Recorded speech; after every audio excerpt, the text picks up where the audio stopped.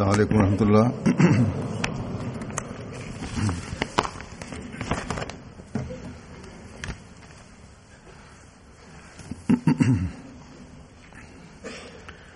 اشہد ان لا الہ الا اللہ وحدہ لا شریک لہ واشهد ان محمدا عبده ورسوله. اما بعد فاعوذ بالله من الشیطان الرجیم. بسم اللہ الرحمن الرحیم. الحمد للہ رب العالمین الرحمن الرحیم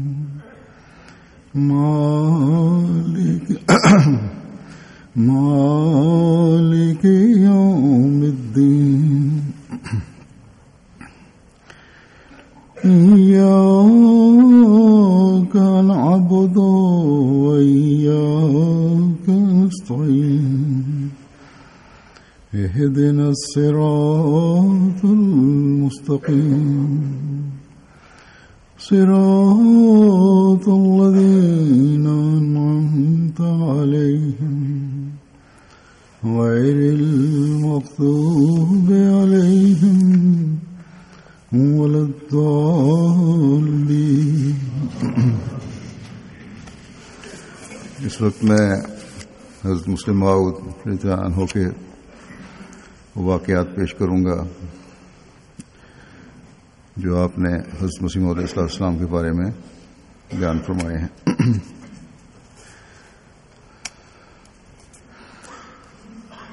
حضرت صلی اللہ علیہ وسلم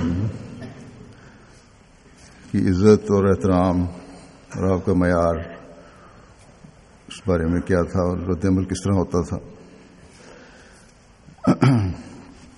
اس بارے میں حضرت مسلم موعود جگہ فرماتے ہیں کہ حضرت مسیح موعود علیہ السلام لیک رام کے واقعے کا ذکر کرتے ہوئے کہ ایک دفعہ لاہور یا امرتسر کے اسٹیشن پر تھے کہ پنڈت لیک رام بھی وہاں آیا اور اس نے آپ کو آ کر سلام کیا.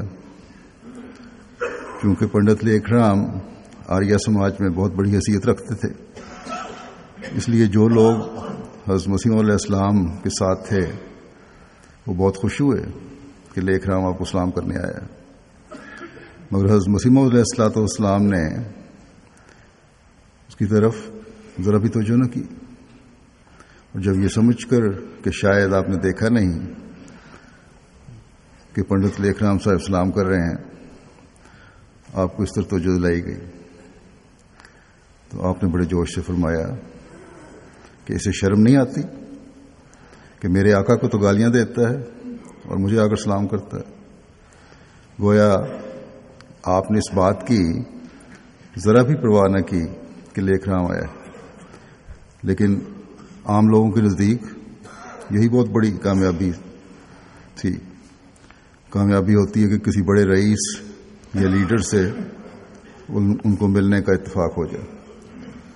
چنانچہ جب کچھ ایسا شخص ان کے پاس آتا ہے، ایسے لوگوں کے پاس، وہ بڑی توجہ سے اسے ملتے ہیں، لیکن اگر کوئی غریب آ جائے پرواہ بھی نہیں کرتے.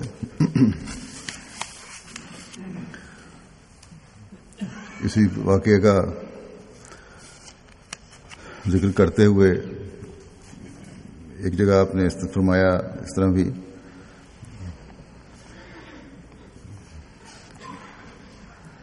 کہ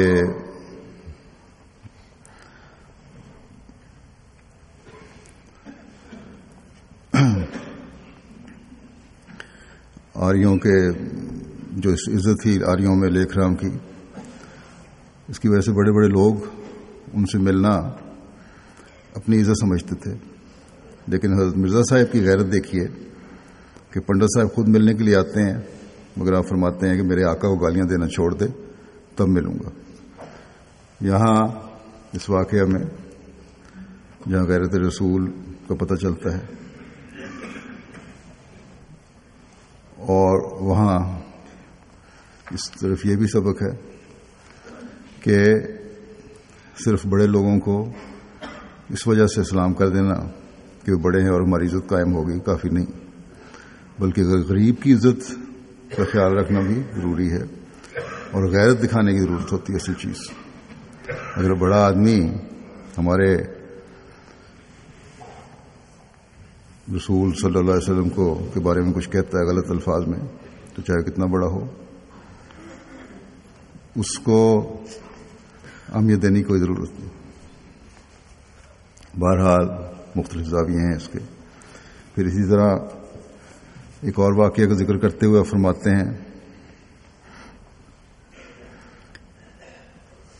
کہ حضرت مرزا صاحب کا سلوک اپنی اولاد سے ایسا اعلیٰ درجے کا تھا کہ قطعاً خیال نہیں کیا جا سکتا تھا کہ آپ کبھی ناراض بھی ہو سکتے ہیں۔ ہم چھوٹے ہوتے تھے، حضرت مسلم کہتے ہیں ہم چھوٹے ہوتے تھے تو سمجھتے تھے کہ حضرت صاحب کبھی غصے ہوتے ہی نہیں۔ اولاد سے محبت کا معیار اس قدر بلند تھا کہ حضرت مولوی عبد الکریم صاحب رضی اللہ عنہ بیان کرتے ہیں، حضرت مسلم سے بیان کیا کہ حضرت مرزا صاحب نے ایک دفعہ کہا کہ میری پسلی میں درد ہے، جہاں ٹکور کی گئی لیکن آرام نہ ہوا۔ آخر دیکھا گیا تو معلوم ہوا کہ آپ کی جیب میں اینٹ کا ایک روڑا پڑا تھا، جس کی وجہ سے پسلی میں درد ہو گیا۔ پوچھا گیا کہ حضور یہ کس طرح آپ کی جیب میں پڑ گیا؟ فرمایا محمود نے مجھے یہ اینٹ کا ٹکڑا دیا تھا کہ سنبھال کر رکھنا، میں نے جیب میں ڈال لیا کہ جب مانگے گا نکال دوں گا۔ مولوی عبد الکریم صاحب کہتے ہیں میں نے کہا کہ مجھے دے دیں، میں اپنے پاس رکھ لیتا ہوں۔ فرمایا نہیں، میں اپنے پاس ہی رکھوں گا۔ تو آپ کو اولاد سے ایسی محبت تھی، اور حضرت مسلم موعود کہتے ہیں کہ ہم سب سے بہت پیار اور محبت کرتے تھے، اور خاص طور پر ہمارے سب سے چھوٹے بھائی مرزا مبارک احمد جو تھے، ان سے بہت محبت تھی، اور ہم سمجھتے تھے یہ کہ اس سے زیادہ آپ کسی سے محبت نہیں کر سکتے۔ لیکن یہ محبت حضرت صلی اللہ علیہ وسلم کی محبت پر غالب نہیں آئی۔ جب اس لاڈلے بچے نے ایک دفعہ بچپن کی ناسمجھی کی وجہ سے منہ سے کوئی ایسی بات نکال دی جو حضرت صلی اللہ علیہ وسلم کی شان کے خلاف تھی، تو اس پر حضرت مسیح موعود علیہ السلام نے بڑے زور سے اسے مارا جسم پہ۔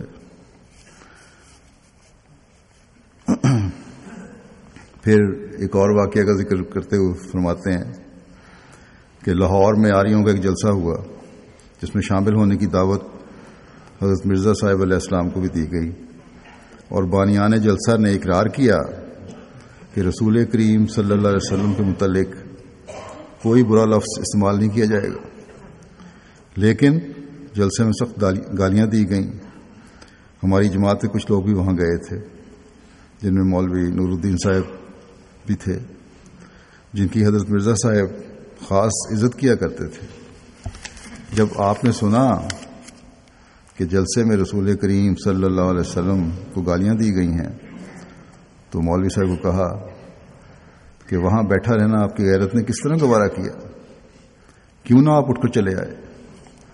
اس وقت آپ علیہ السلام ایسے جوش میں تھے کہ خیال ہوتا تھا کہ مولوی صاحب سے بالکل ناراض ہو جائیں گے۔ مولوی صاحب نے کہا حضور غلطی ہو گئی۔ آپ نے فرمایا یہ کیا غلطی ہے کہ رسول کریم صلی اللہ علیہ وسلم کو گالیاں دی جائیں اور آپ وہاں بیٹھے رہیں۔ یہ آپ نے بھی فرمایا ہوا ہے کہ حضرت خلیفۃ مسیح اول کے ساتھ میں بھی گیا ہوا تھا، اور مجھے بھی بڑی سختی سے ڈانٹا کہ تم وہاں بیٹھے کیوں رہے۔ بس آج حضرت مسیح موعود علیہ السلام پر یہ لوگ جو الزام لگاتے ہیں کہ نعوذ باللہ آپ حضرت صلی اللہ علیہ وسلم سے بڑا اپنے آپ کو سمجھتے ہیں، کیا یہ لوگ ان جذبات کا، اس اظہار کا مقابلہ کر سکتے ہیں؟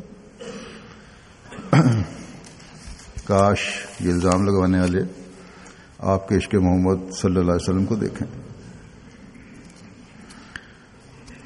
پھر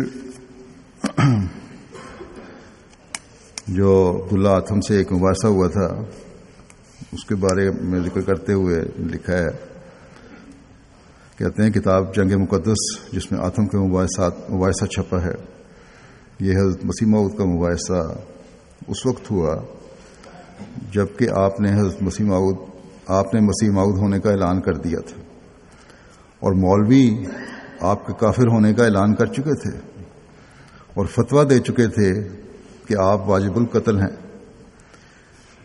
وہ امن جو اس زمانے میں آپ بات کر فرما رہے ہیں 1923 کی بات ہے، جو جماعت کو حاصل ہے، جو اب جماعت کو حاصل ہے، اس وقت ایسا بھی نہ تھا، بلکہ اب جیسے ان مقامات پر جہاں تھوڑے احمدی ہیں ان کا جو حال ہے ایسا ساری جماعت کا حال تھا، اور ہر جگہ یہی حالت تھی۔ ایسے موقع پر ایک غیر احمدی کا عیسائی سے مقابلہ ہوتا ہے، کیونکہ وہ مقابلہ غیر احمدیوں کو دیا تھا جنڈیالے کے، اور انہوں نے حضرت مسیح علیہ السلام کو دعوت دی تھی کہ آپ ہماری طرف سے یہ مباحثہ کریں، مقابلہ کریں۔ کہتے ہیں کہ غیر احمدی کا عیسائی سے مقابلہ ہوتا ہے، اس نے حضرت صاحب سے درخواست کی تھی کہ آپ مقابلہ کریں، اس پر آپ جھٹ کھڑے ہو گئے۔ آپ نے اس وقت یہ نہ کہا کہ عیسائی ہمارے ایسے دشمن نہیں ہیں جیسے غیر احمدی ہیں، کیونکہ عیسائیوں نے قتل کا فتویٰ نہیں دیا ہوا تھا، لیکن ان غیر احمدیوں نے، مولویوں نے قتل کا فتویٰ دیا ہوا تھا۔ لیکن جب مطالبہ ہوتا ہے غیر احمدیوں کی طرف سے ہی ہو، حضرت صلی اللہ علیہ وسلم کی عزت قائم کرنے کے لیے، اسلام کی عزت قائم کرنے کے لیے، اللہ تعالیٰ کی وحدانیت قائم کرنے کے لیے، تو پھر آپ مباحثے کے لیے چلے گئے اور پھر قادیان سے باہر گئے۔ یہ آپ کی غیرت ایمانی تھی جس کے لیے آپ نے کچھ بھی پرواہ نہ کی۔ بہرحال یہ ایک لمبا مباحثہ تھا، اور اس میں آپ نے ایک 15 دن کے قریب یہ چلا۔ ایک آپ نے آخر میں آپ نے دعا کی اور ایک معیار مقرر کیا اور پیشگوئی فرمائی۔ اس پیشگوئی کے بارے میں آپ فرماتے ہیں حضرت مسیح علیہ السلام نے کہ آج رات جو مجھ پر کھلا وہ یہ ہے کہ جب میں نے بہت تضرع اور ابتحال سے جناب الہی میں دعا کی کہ تو اس امر میں فیصلہ کر، اور ہم عاجز بندے ہیں، تیرے فیصلے کے سوا کچھ نہیں کر سکتے، تو اس نے یہ نشان بشارت کے طور پر دیا ہے کہ اس بحث میں دونوں فریقوں میں سے جو فریق عمدن جھوٹ کو اختیار کر رہا ہے اور سچے خدا کو چھوڑ رہا ہے، وہ انہی دنوں مباحثہ کے لحاظ سے یعنی فی دن 1 مہینہ لے کر یعنی 15 ماہ تک حاویہ میں گرایا جائے گا، اور اس کو سخت ذلت پہنچے گی بشرطے کہ حق کی طرف رجوع نہ کرے، اور جو شخص سچ پر ہے اور سچے خدا کو مانتا ہے اس کی اس سے عزت ظاہر ہوگی۔ سچے خدا کا تو حضرت مسیح علیہ السلام ہی ماننے والے تھے، عیسائیوں نے تو یسوع کو خدا بنایا ہوا تھا اور اس پر بحث کر رہے تھے۔ بہرحال یہ ایک لمبی بحث ہے، جیسا کہ میں نے کہا، اس کا انجام بھی دنیا نے دیکھا۔ اس بارے میں حضرت مسلم موعود رضی اللہ عنہ نے 1-2 واقعات بیان کیے ہیں، وہ پیش کرتا ہوں۔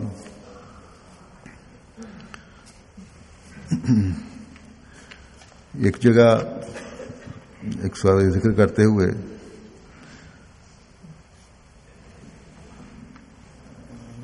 آپ نے خواجہ غلام فرید صاحب چاچڑا شریف کا ذکر کیا ہے کہ ڈپٹی عبداللہ آتم کے متعلق حضرت مسیح موعود علیہ السلام نے جو انذاری پیشگوئی فرمائی تھی، جیسا کہ پہلے ذکر ہو چکا ہے، پڑھ چکا ہوں، جب اس کی میعاد گزر گئی اور آتم نہ مرا، 15 ماہ کی میعاد تھی نا، تو ظاہر بین لوگوں نے شور مچانا شروع کر دیا کہ مرزا صاحب کی پیشگوئی جھوٹی نکلی۔ ایک دفعہ نواب صاحب بہاولپور کے دربار میں بھی بعض لوگوں نے ہنسی اڑانی شروع کر دی کہ مرزا صاحب کی پیشگوئی پوری نہیں ہوئی اور آتھم ابھی تک زندہ ہے۔ اس وقت دربار میں خواجہ غلام فرید صاحب چاچڑا والے بھی بیٹھے ہوئے تھے، جن کے نواب صاحب مرید تھے۔ باتوں باتوں میں نواب صاحب کے منہ سے بھی یہ فکرہ نکل گیا کہ ہاں خواجہ غلام فرید صاحب جوش میں آ گئے اور انہوں نے بڑے جلال سے فرمایا کہ کون کہتا ہے آتھم زندہ ہے؟ مجھے تو اس کی لاش نظر آ رہی ہے۔ اس پر نواب صاحب خاموش ہو گئے۔ یہ واقعہ بیان کر کے حضرت مسلم موعود فرماتے ہیں کہ بعض لوگ ایسے بھی ہوتے ہیں جو بظاہر زندہ معلوم ہوتے ہیں لیکن حقیقتاً مردہ ہوتے ہیں، اور بعض مردہ نظر آتے ہیں لیکن حقیقتاً زندہ ہوتے ہیں۔ جو لوگ خدا کی راہ میں جان دیتے ہیں وہ در حقیقت زندہ ہوتے ہیں، اور جو لوگ زندہ ہوتے ہیں ان میں سے ہزاروں روحانی نگاہ رکھنے والوں کو مردہ دکھائی دیتے ہیں۔ زندہ لوگ جو ہیں روحانی نگاہ رکھنے والوں کو مردہ دکھائی دیتے ہیں۔ کسی بزرگ کے متعلق لکھا ہے کہ وہ قبرستان میں رہتے تھے۔ ایک دفعہ کسی نے ان سے کہا کہ آپ زندوں کو چھوڑ کر قبرستان میں کیوں آ گئے ہیں؟ انہوں نے کہا مجھے تو شہر میں سب مردے ہی مردے نظر آتے ہیں اور یہاں مجھے زندہ لوگ دکھائی دیتے ہیں، بس روحانی مردوں اور روحانی زندوں کو پہچاننا ہر ایک کا کام نہیں، اس کو پہچاننے کی کوشش کرنی چاہیے حقیقی مومن کو۔ اگر روحانی نظر ہو تو پھر ہی زندوں کا اور مردوں کا فرق نظر آتا ہے، اور یہ ہم میں سے ہر ایک کو حاصل کرنے کی کوشش کرنی چاہیے۔ عبداللہ آتم کے بارے میں یہی بتا دوں کہ صرف روحانی نہیں بلکہ جسمانی موت بھی اس کو آ گئی تھی اور پیشگوئی کے مطابق ہوئی تھی۔ ہاں تھوڑا سا اس میں وقفہ پڑا تھا، اور وہ بھی وجوہات تھیں جو حضرت مسلم السلام نے خود بیان فرمائی ہیں۔ پھر اسی کے بارے میں آتم کی پیشگوئی کے بارے میں ایک جگہ حضرت مسلم موعود نے اس طرح بات کا بیان فرمایا ہے کہ مومن کا کام اللہ تعالیٰ پر توکل کرنا ہوتا ہے۔ کام تو خدا تعالیٰ کرتا ہے، لیکن ہمارا یہ فرض ہے کہ ہم وہی کچھ کریں، ہم وہی کچھ سوچیں اور ہم وہی کچھ کہیں جو خدا تعالیٰ نے کہا ہے۔ ہم وہ کریں، وہ سوچیں اور وہی کریں، کہیں جو خدا تعالیٰ کہتا ہے۔ حضرت مسیح علیہ السلام نے جب آتم کے متعلق پیشگوئی فرمائی اور پیشگوئی کی میعاد گزر گئی، حضرت مسلم موعود کہتے ہیں کہ میں اس وقت 6-7 سال کی عمر کا تھا۔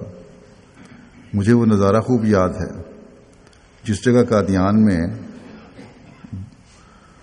بک ڈپو ہوا کرتا تھا اور اس کے ساتھ والے کمرے میں موٹر کھڑی ہوتی تھی۔ اس کے مغرب والے کمرے میں خلیفۃ المسیح اول پہلے درس دیا کرتے تھے یا مطب کیا کرتے تھے۔ آخری ایام میں مولوی قطب الدین صاحب مرحوم رضی اللہ تعالیٰ عنہ وہاں مطب کرتے رہے ہیں۔ اس کے ساتھ پھر ایک کوٹری تھی، جگہ بتا رہے ہیں، جس میں کتابیں رکھی تھیں۔ اس وقت وہاں حضرت مسیح علیہ السلام کا ایک پریس ہوتا تھا، اور اس کمرے میں جہاں حضرت خلیفۃ المسیح اول مطب فرمایا کرتے تھے، فرما بندی ہوتی تھی اور پھر کوٹری میں کتابیں رکھتی جاتی تھی وہاں سے۔ بہرحال حضرت خلیفۃ المسیح اول کے بعض شاگردی وہاں رہا کرتے تھے۔ ان دنوں میں بہت کم لوگ ہوا کرتے تھے، اس لیے عام طور پر جو لوگ وہاں آتے تھے حضرت خلیفۃ المسیح اول کے شاگرد بن جاتے تھے۔ یہی مدرسہ تھا اور حضرت خلیفہ اول ہی پڑھایا کرتے تھے۔ اس کے علاوہ اور کوئی مدرسہ نہیں تھا۔ وہ لوگ آپ کے شاگرد بھی ہوتے تھے اور سلسلے کے خادم بھی ہوتے تھے۔ مجھے خوب یاد ہے کہ میں چھوٹا سا تھا کہ جب آتم کی پیشگوئی کا وقت پورا ہوا غالباً یہ 94 کے آخری یا 95 کے شروع کی بات ہے. میں اس وقت 5.5 یا 6 سال کا تھا. ابھی تک وہ نظارہ مجھے یاد ہے. اس وقت تو میں اسے نہیں سمجھتا تھا کیونکہ میری عمر بہت چھوٹی تھی، لیکن اب واقعات سے میں سمجھتا ہوں کہ جس دن آتم کی پیشگوئی پوری ہونے کا آخری دن تھا، یعنی 15 مہینے ختم ہونے تھے، اس دن اتنا قہر مچا ہوا تھا کہ لوگ رو رو کر چیخیں مار رہے تھے اور دعا کرتے تھے کہ خدایا آتم مر جائے. یہ عصر کے بعد اور مغرب سے پہلے کی بات ہے. پھر نماز کا وقت ہوا. حضرت مسیح موعود علیہ الصلوۃ والسلام نے نماز پڑھائی اور نماز کے بعد آپ مجلس میں بیٹھ گئے. گو اس عمر میں باقاعدہ مجلس میں حاضر نہیں ہوتا تھا، لیکن کبھی کبھار مجلس میں بیٹھ جاتا تھا. اس دن میں بھی مجلس میں بیٹھ گیا. اس دن جو لوگ رو رو کر دعائیں کر رہے تھے، حضرت مسیح موعود علیہ الصلوۃ والسلام نے ان کے اس فعل پر ناراضگی کا اظہار کیا اور فرمایا، کیا خدا تعالیٰ سے بھی بڑھ کر کسی انسان کو اس کے کلام کے لیے غیرت ہو سکتی ہے؟ خدا تعالیٰ نے جب یہ بات کہی ہے کہ ایسا ہوگا تو پھر ہمیں ایمان رکھنا چاہیے کہ ایسا ضرور ہوگا. اور اگر ہم نے خدا تعالیٰ کی بات کو غلط سمجھا ہے تو خدا تعالیٰ اس بات کا پابند نہیں ہو سکتا ہے، اس بات کا پابند نہیں ہو سکتا کہ وہ ہماری غلطی کے مطابق فیصلہ کرے. اگر ہم نے غلط سمجھ لیا بات کو تو خدا تعالیٰ تو اس بات کو پابند نہیں کہ فیصلہ اسی طرح کرے جس طرح ہم نے سمجھا. ہمارا کام صرف اتنا ہے کہ جب ہم نے ایک شخص کو راست باز مان لیا ہے تو اس کی باتوں پر یقین رکھیں. غرض مومن کا کام یہ ہے کہ وہ خدا تعالیٰ پر توکل کرے. خدا تعالیٰ کی بات بہرحال پوری ہو کر رہتی ہے. اور جیسا کہ میں نے کہا، یہ پیشگوئی پوری ہوئی تھی، بڑی شان سے پوری ہوئی. ہاں، وقتی طور پر عبداللہ آتم کی توبہ کی وجہ سے یہ ٹل گئی، لیکن آخر وہ اس پکڑ میں آ گیا. اس بارے میں حضرت مسیح موعود علیہ الصلوۃ والسلام نے کئی جگہ ذکر فرمایا ہے. ایک دو جگہ کا ذکر میں کر دیتا ہوں. آپ نے آتم کی پیشگوئی کے متعلق ذکر کرتے ہوئے فرمایا کہ ہماری جماعت کو یہ مسائل مستحضر ہونے چاہیے. ہماری جماعت کو یہ مسائل مستحضر ہونے چاہیے، ہمیشہ یاد رکھنے چاہیے کہ آتم کے رجوع کے متعلق یاد رہے کہ پیشگوئی سنتے ہی اس نے اپنی زبان نکالی اور کانوں پر ہاتھ رکھا اور کانپا اور زرد ہو گیا. ایک جماعت کثیر کے سامنے، بہت بڑی جماعت کے سامنے اس کا یہ رجوع دیکھا گیا. پھر اس پر خوف غالب ہوا اور وہ شہر بشہر بھاگتا پھرا. اس نے اپنی مخالفت کو چھوڑ دیا اور کبھی اسلام کے مخالف کوئی تحریر شائع نہ کی. جب انعامی اشتہار دے کر قسم کے لیے بلایا گیا تو وہ قسم کھانے کو نہ آیا. اخفائے شہادت حقہ کی پاداش میں اس پیشگوئی کے موافق جو اس کے حق میں کی گئی تھی وہ ہلاک ہو گیا. آخر اس گواہی کو چھپانے کے لیے وہ دیر سے ہلاک ہوا، لیکن ہلاک ہو گیا. یہ باتیں اگر عیسائی منصف مزاج کے سامنے پیش کی جائیں تو اس کو بھی تسلیم کرنا پڑے گا. غرض اس طرح پر مسائل کو یاد رکھنا ایک فرض ہے اور کتابوں کا دیکھنا ایک ضروری عمل ہے. اس کے لیے مسلمان کی کتابیں پڑھیں تو پھر پتہ لگتا. پھر ایک جگہ آپ نے اس طرح فرمایا کہ یہ پیشگوئی مشروط تھی. وہ سراسیمہ رہا، شہر بشہر پھرتا رہا. اگر اس کو خداوند مسیح پر یقین اور بھروسہ ہوتا پھر اس قدر گھبراہٹ کے کیا مانی. لیکن ساتھ ہی جب اس نے اخفائے حق کیا اور ایک دنیا کو گمراہ کرنا چاہا، کیونکہ اخفائے حق بعض ناواقفوں کی راہ میں ٹھوکر کا پتھر ہو سکتا تھا، تو اللہ تعالیٰ نے اپنے صادق وعدہ کے موافق ہمارے آخری اشتہار سے 7 مہینے کے اندر اس کو دنیا سے اٹھا لیا، اور جس موت سے وہ ڈرتا اور بھاگتا پھرتا تھا اس نے اس کو آ لیا. میری سمجھ میں نہیں آتا کہ آتم کے معاملے میں لوگوں کو کیا مشکل پیش آ سکتی ہے. اس قدر قوی قرائن موجود ہیں اور پھر انکار۔ قرائن قویہ سے تو عدالتیں مجرموں کو پھانسی دے دیتی ہیں۔ غرض یہ آتم کا ایک بڑا نشان تھا، اور براہین احمدیہ میں اس فتنے کی طرف صاف صاف اور واضح لفظوں میں الہام درج ہو چکا ہے۔ پھر ایک جگہ آپ نے فرمایا، ایک موقع پر اس کی ذکر کرتے ہوئے پیش گوئی کے بارے میں،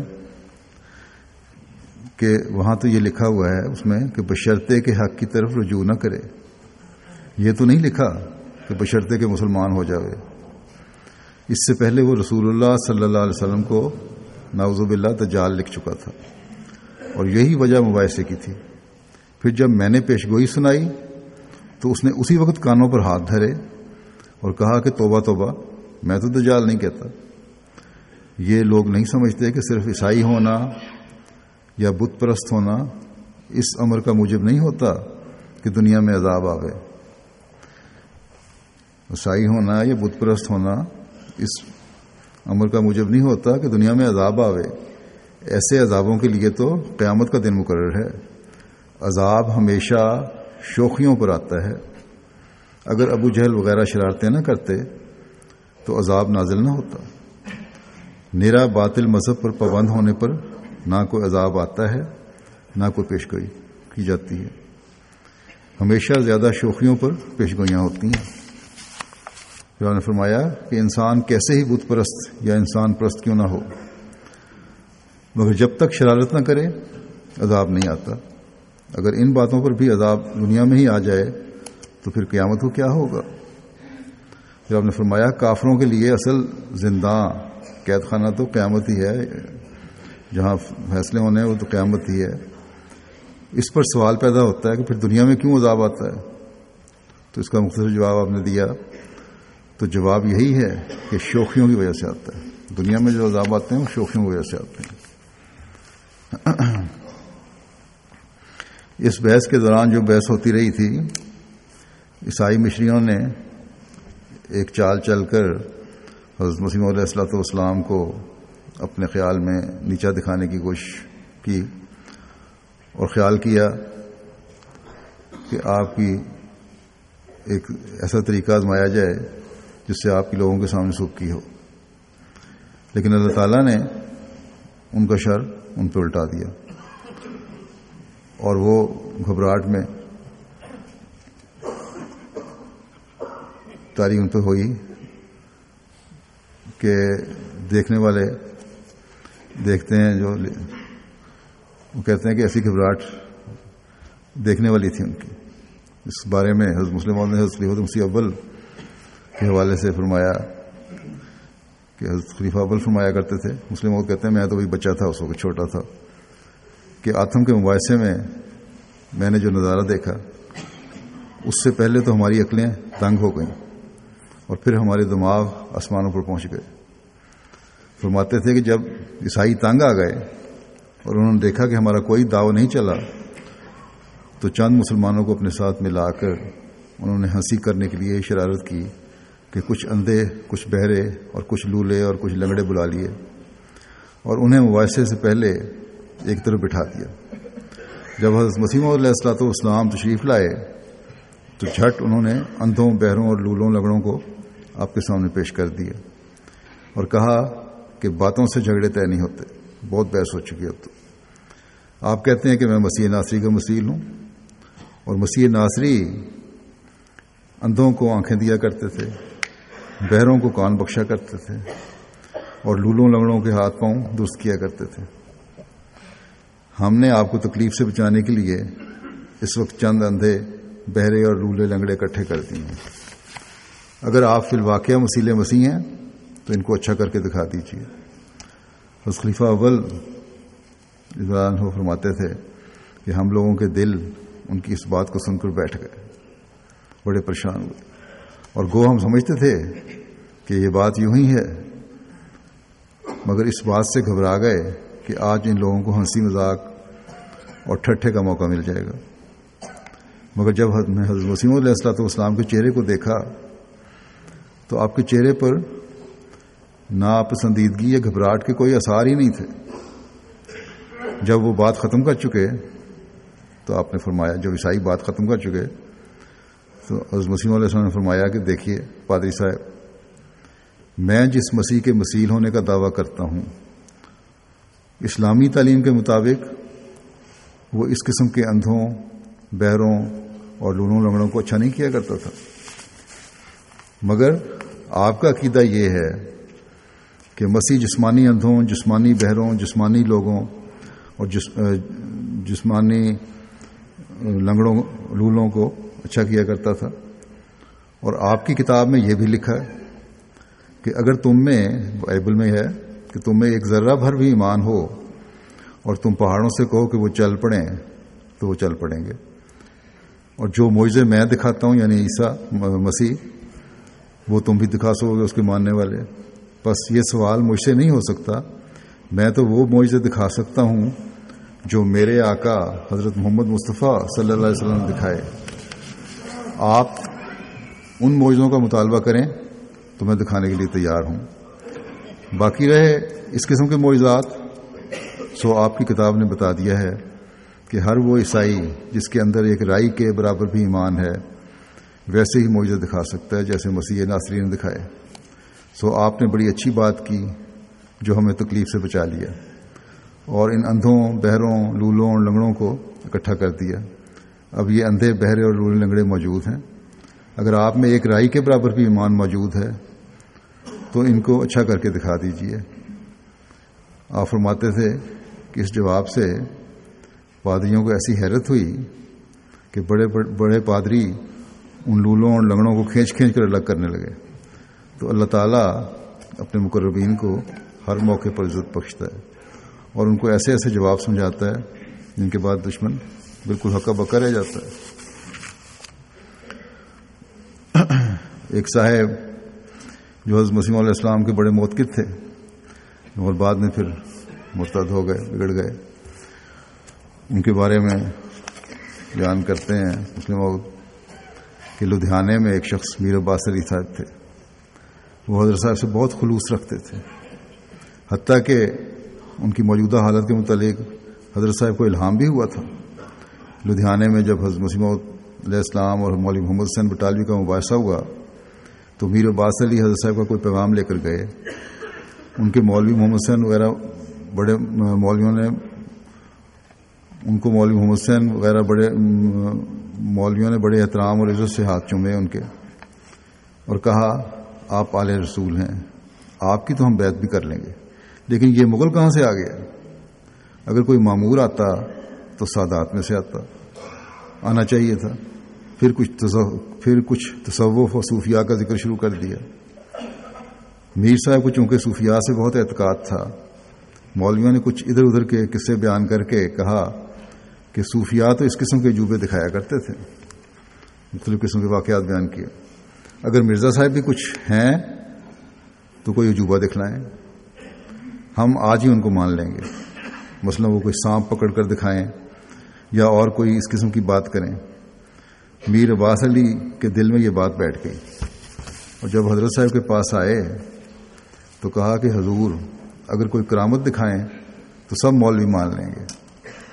حضرت صاحب فرماتے تھے کہ جب کرامت کا لفظ میر صاحب کی زبان سے نکلا تو اسی وقت مجھے یقین ہو گیا کہ بس میر صاحب کو مولویوں نے پھندے میں پھنسا لیا ہے۔ اس پر حضرت صاحب نے، حضرت مسیح موعود نے ان کو بہت سمجھایا مگر ان کی سمجھ میں کچھ نہ آیا اور پھر نتیجہ میں ان کا ایمان ضائع ہوا اور وہ اعتقاد و اخلاص جو تھا وہ سب جاتا رہا۔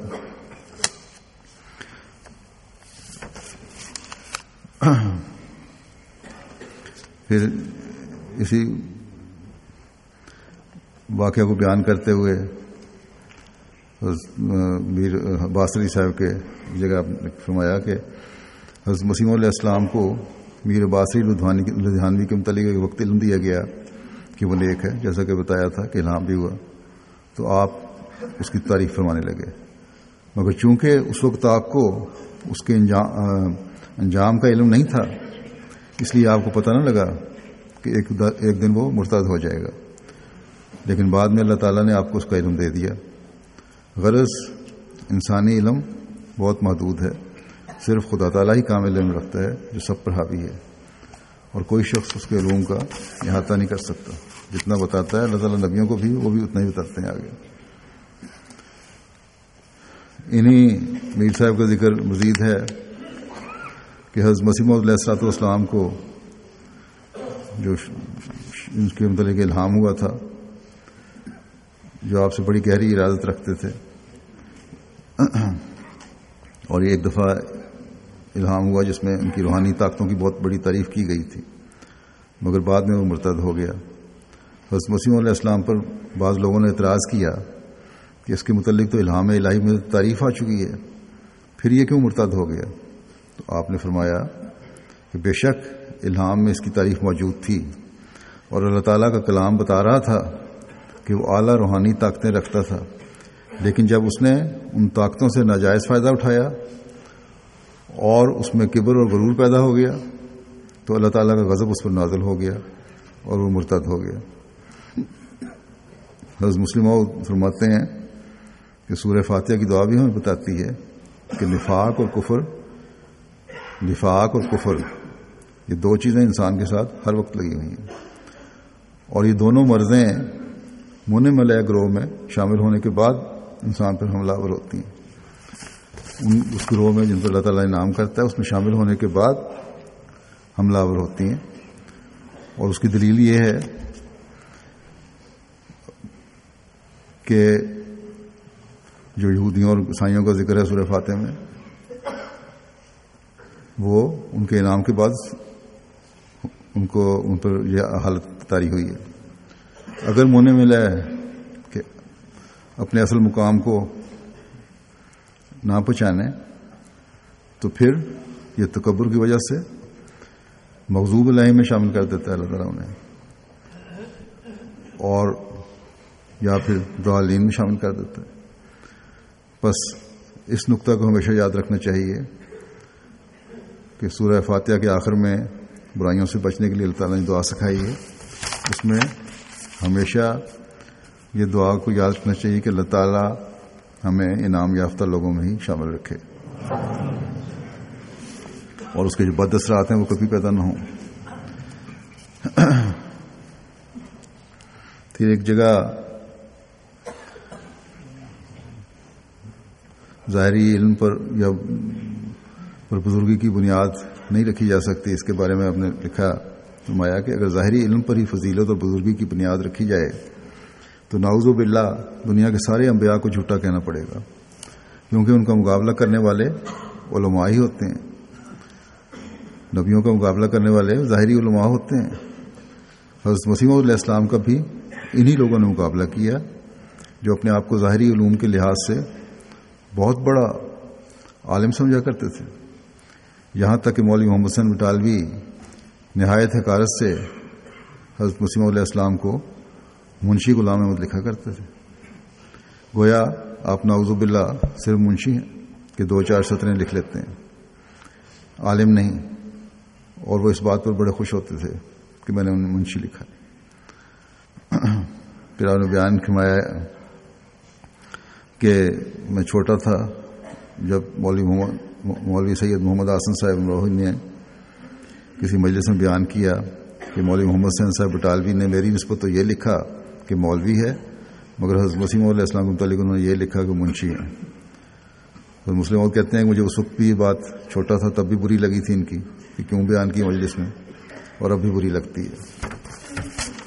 کیونکہ بہرحال جب ماننے والوں کو پھر ایک الفاظ کا چناؤ بھی اچھا کرنا چاہیے، یا بعض واقعات کو بیان کرنے کی ضرورت نہیں ہوتی. اس طرح سچائی کے بارے میں واقعہ ہم سنتے ہیں، مسلم موعود کی زبانی بھی سن لیتے ہیں. کہتے ہیں کہ حضرت صاحب کا ہی واقعہ، آپ نے ایک پیکٹ میں خط ڈال دیا، اس کا ڈاک خانے کی قواعد کے روح سے منع تھا، مگر آپ کو اس کا علم نہ تھا. ڈاک خانے والوں نے آپ پر نالش کر دی اور اس کی پیروی کے لیے خاص افسر مقرر کیا کہ آپ کو سزا ہو جائے، اور اس پر بڑا زور دیا اور کہا کہ ضرور سزا ملنی چاہیے تاکہ دوسرے لوگ ہوشیار ہو جائیں. حضرت صاحب کے وکیل نے آپ کو کہا کہ بات بالکل آسان ہے، آپ کا پیکٹ گواہوں کے سامنے تو کھولا نہیں گیا، آپ کہہ دیں کہ میں نے خط الگ بھیجا تھا، شرارت اور دشمنی سے کہا جاتا ہے کہ پیکٹ میں ڈالا تھا۔ حضرت صاحب نے فرمایا یہ تو جھوٹ ہوگا۔ وکیل نے کہا تھا اس کے سوا تو آپ بچ نہیں سکتے۔ آپ نے فرمایا کہ خواہ کچھ ہو میں جھوٹ نہیں بول سکتا۔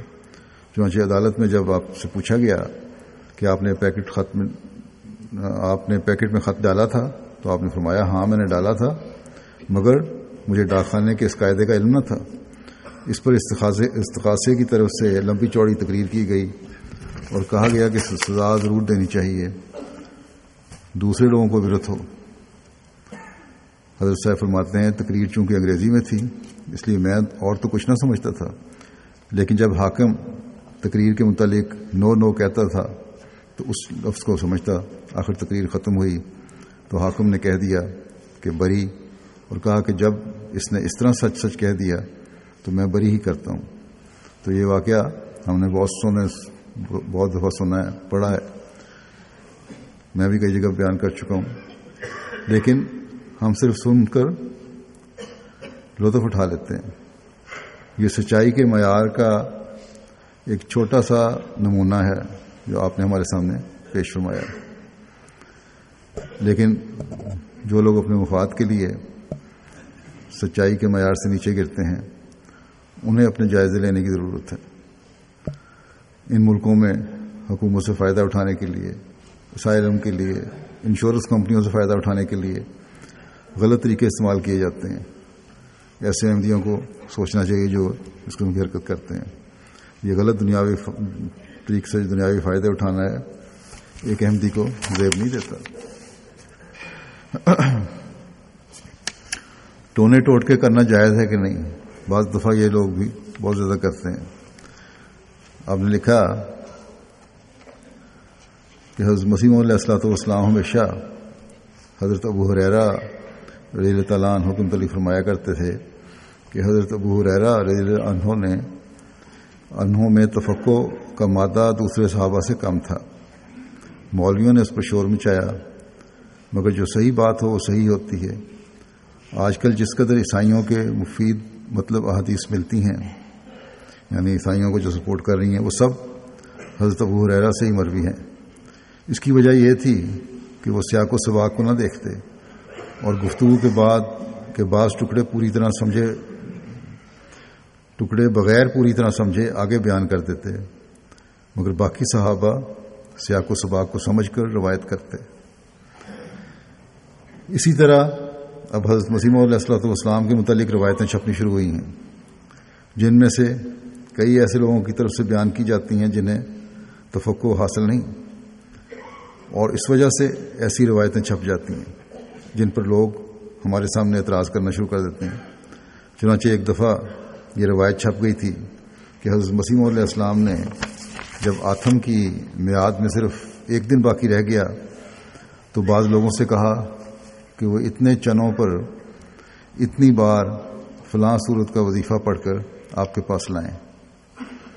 جب وہ وظیفہ پڑھ کر چنے آپ کے پاس لائے حضرت مسیح علیہ السلام کے پاس، تو آپ انہیں قادیان سے باہر لے گئے اور ایک غیر آباد کنویں میں پھینک کر جلدی سے منہ پھیر کر واپس لوٹ آئے۔ حضرت مسلم موعود کہتے ہیں کہ جب میرے سامنے اس کے متعلق اعتراض پیش ہوا تو میں نے روایت درج کرنے والوں سے پوچھا کہ یہ روایت آپ نے کیوں درج کر دی؟ یہ تو حضرت مسیح موعود علیہ السلام کی صریح عمل کے خلاف ہے، اور اس کا مطلب یہ ہے کہ حضرت مسیح موعود علیہ السلام بھی نعوذ باللہ ٹونے وغیرہ کیا کرتے تھے، ٹونے ٹوٹ کے۔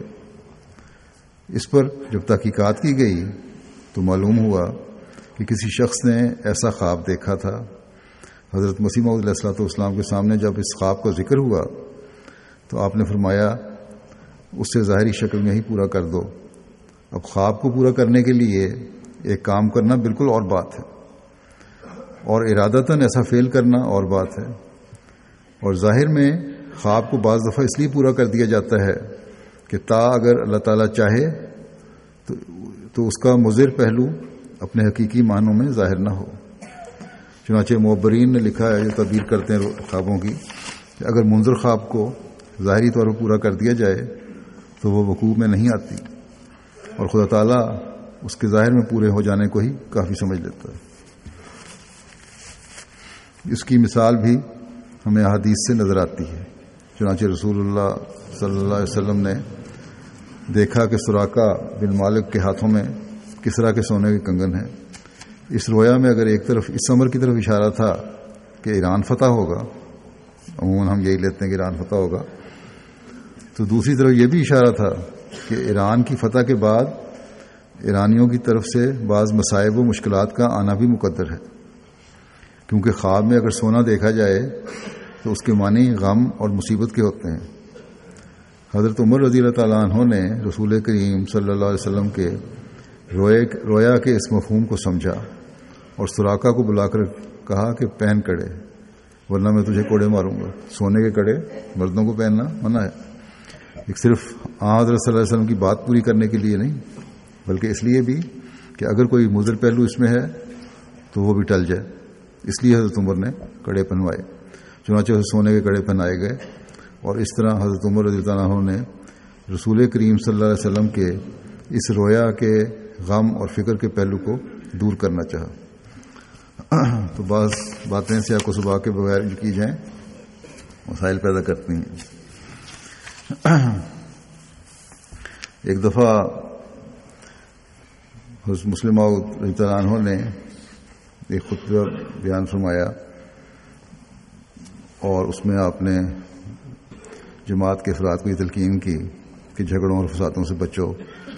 یہ 1931 کی بات ہے کہ جماعت اب بلوغت کو پہنچ چکی ہے، اور ہمیں صحیح اپنے آپ کو، اپنے ایمان کو، اپنے دینی علم کو اس کے مطابق کرنا چاہیے، اپنے عمل کو اس کے مطابق کرنا چاہیے جو علم ہے، دین ہمیں جس کی تلقین کرتا ہے۔ اور یہ بیان کرنے کے بعد خطبے میں ایک شخص کو کے متعلق بتایا کہ اس کا اس وجہ سے اب اخراج بھی ہوا ہے۔ جو خطبے کے بعد جو خطبہ ثانیہ شروع ہوا تو اس خطبے کے دوران ہی ایک صاحب کھڑے ہو کر پوچھنے لگے خلیفہ ثانی سے کہ حضور جس شخص کا اخراج کا اعلان ہوا ہے اس کا نام کیا ہے؟ اس پر ایک دوسرے صاحب بولے خطبے میں بولنا نہیں چاہیے۔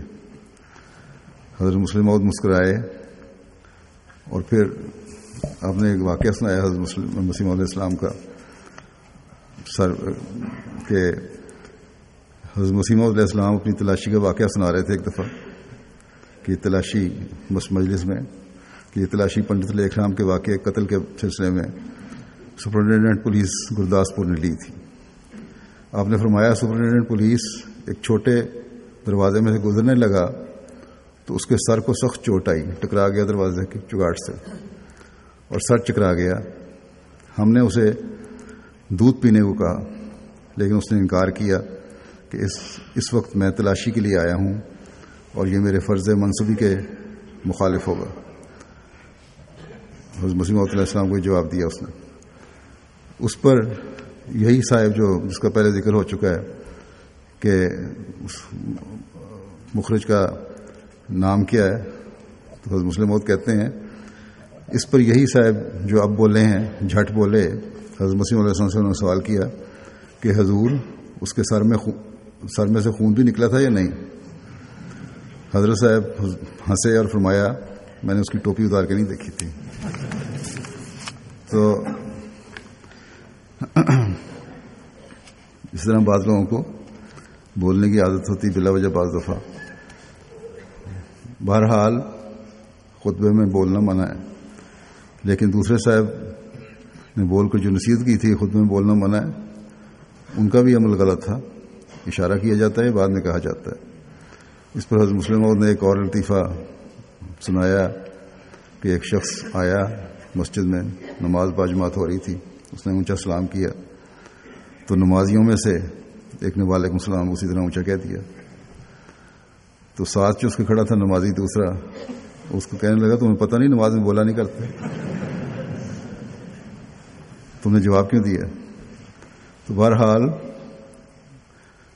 یاد رکھنا چاہیے کہ خطبہ بھی نماز کا حصہ ہے، اس لیے خطبے میں بولنا ہی منع ہے، سوائے اگر کہیں بولنا ہو، کسی کو روکنا ہو تو امام جو خطبہ دے رہا ہے وہ بول سکتا ہے، نماز میں تو امام بھی نہیں بول سکتا۔ بچوں کو گھروں میں بھی خاص طور پہ اس بات کی अभी से तरबियत करनी चाहिए कि जिस तरह नमाज में बोलना मना है उस तरह खुतबे बोलना ही मना है।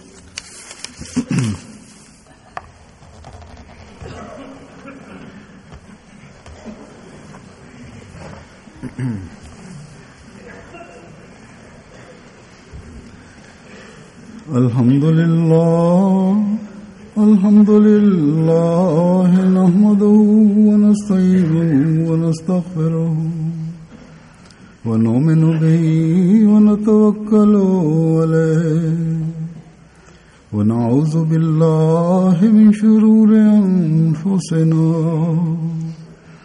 व मिन सय्यिआति अअमालिना मन यहदिहिल्लाहु फला मुदिल्ल लहु व मन युद्लिल्हु फला हादिय लहु व नशहदु अन ला इलाहा इल्लल्लाह व नशहदु अन्ना मुहम्मदन अब्दुहु व रसूलुहु।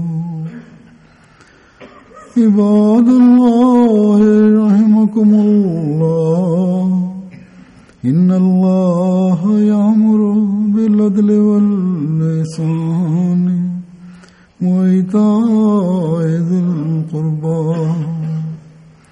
व यन्हा अनिल फ़हशाइ वल मुनकरि वल बग़य यअज़ुकुम लअल्लकुम तज़क्करून। उज़्कुरुल्लाह यज़्कुरकुम वदऊहु यस्तजिब लकुम व लज़िक्रुल्लाहि अकबर।